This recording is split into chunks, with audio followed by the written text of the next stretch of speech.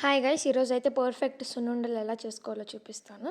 So first అయితే ఇలా పొట్టు ఉన్న మినపప్పుని మనకి ఎంత క్వాంటిటీలో కావాలో అంత క్వాంటిటీలో తీసుకొని మనమైతే కడాయిలో వేసుకొని ఫ్రై చేసుకోవాలి. సో మనం ఆల్వేస్ ఫ్రై చేసుకునేటప్పుడు ఎప్పుడు ఫ్లేమ్ అయితే సిమ్లోనే పెట్టాలి. హై ఫ్లేమ్లో పెడితే లైక్ బర్న్ అయిపోతుంది ఈ మినప్పప్పు అనేది. సో అందుకే మనం ఆల్వేస్ లో ఫ్లేమ్లో పెట్టుకొని అలా ఒక కాసేపటికి ఒక 5 సెకండ్స్ కల్లా మనము కలుపుకుంటూ ఉండాలన్నమాట. సో ఇప్పుడు చూడండి, ఇక్కడైతే మా మినపప్పు ఇలా కలర్ మారింది, ప్లస్ కొద్దిగా మంచి స్మెల్ ప్లస్ క్రిస్పీగా కూడా అవుతాయి అవి.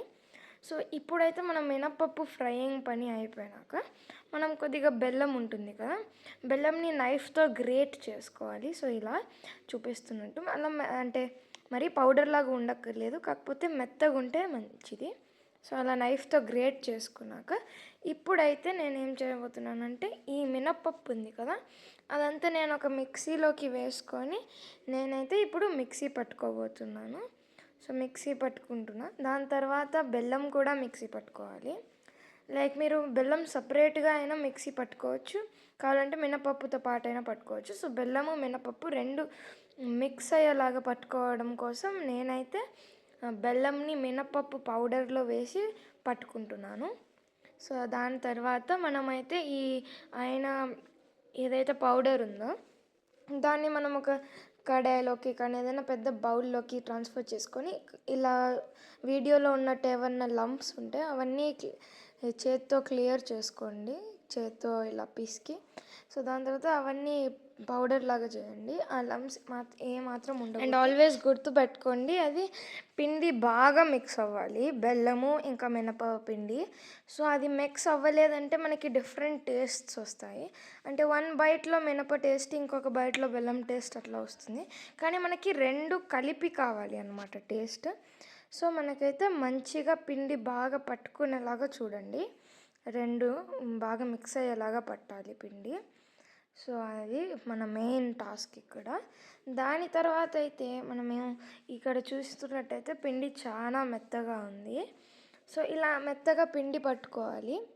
పిండి పట్టుకొని నేనైతే 2 టైమ్స్ పట్టాల్సి వచ్చింది పిండి. సో 2 డిఫరెంట్ పిండి ఉంది మా దగ్గర. సో మళ్ళీ లైక్ కొద్దిగా బెల్లం తక్కువైంది, సో బెల్లం వేస్తున్నాము మళ్ళీ.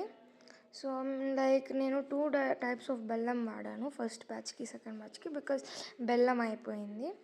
ఇంకా మనం నెక్స్ట్ స్టెప్ కోసం అయితే మనము నెయ్యి ఉంటుంది కదా అండి, దాన్ని అయితే మనము లైక్ మరిగించుకోవాలన్నమాట. నా దగ్గర అయితే కొద్దిగా గడ్డ కట్టింది, సో అందుకే దాన్ని అయితే నేను బాయిల్ చేసుకుంటాను. అండ్ మీది గడ్డగా లేకున్నా కూడా దాన్ని వేడి చేసుకోవాలన్నమాట. నెయ్యి ఆల్వేస్ వేడిగా ఉంటేనే సున్నుండలు కట్టడానికి బాగా వస్తుంది. సో ఇప్పుడైతే నేను నా దగ్గర 2 సెట్స్ ఆఫ్ పిండి ఉందన్నాను కదా, సో నేనైతే ఈ ఫస్ట్ సెట్లో చేయబోతున్నాను. సో ఇదైతే చూసారా, నా నెయ్యిలో ఉన్న గడ్డలు అయితే కరిగిపోయాయి. సో ఇప్పుడైతే బాయిల్ చేశాక నెయ్యిని మొత్తం వేసుకోకూడదు ఒకేసారి. సో దాన్ని లైక్ మనం పిండి మొత్తం వి షుడ్ మేక్ ష్యూర్ అనమాట అది దానిలో ఏమీ లంప్స్ లేవని. సో ఇప్పుడు కొద్దిగా నెయ్యి వేసుకొని కలుపుకోవాలన్నమాట. మనం ఒకేసారి ఎక్కువ నెయ్యి వేయకూడదు, ఎందుకంటే మనకి మళ్ళీ అది ఎక్కువైనా అవ్వచ్చు నెయ్యి, లేదా తక్కువైనా అవ్వచ్చు. సో కొద్దిగా నెయ్యి వేసుకుంటూ చేయాలన్నమాట. సో ఇక్కడ నేనైతే చేత్తో కలపలేదు, స్పూన్ తీసుకున్నాను ఫస్ట్ కొద్దిగా, ఎందుకంటే నెయ్యి చాలా వేడిగా ఉండింది.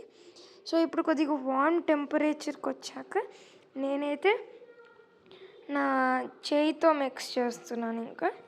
సో అదైతే బాగా నెయ్యి ఇంకా పౌడర్ ఏదైతే ఉందో అది బాగా మిక్స్ అవ్వాలి. సో అది మిక్స్ అయినాక మనం ఇంకా మన లడ్డూస్ చుట్టుకోవడం స్టార్ట్ చేయొచ్చు, అదే సున్నుండలు. సో ఇప్పుడు ఎలా చుట్టుకోవాలో చూపిస్తాను నేను మీకు.